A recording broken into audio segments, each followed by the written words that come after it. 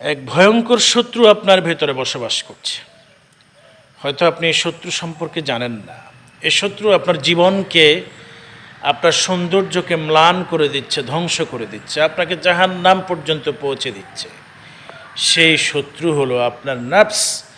আপনার অন্তরের ভিতরে, আপনার মনোবৃত্তির ভিতরে যে ভয়ঙ্কর এক নফস আম্মারা বসবাস করছে, এই কুপ্রবৃত্তি, সে আপনাকে জাহান্নাম পর্যন্ত পৌঁছে দেওয়ার জন্য যথেষ্ট। এই জন্য আল্লাহ রাব্বুল আলামিন বলেছেন, ক্বাদ আফলাহা মান যাক্কাহা, যে তার অন্তরকে পরিশুদ্ধ করেছে সেই সফল হয়েছে।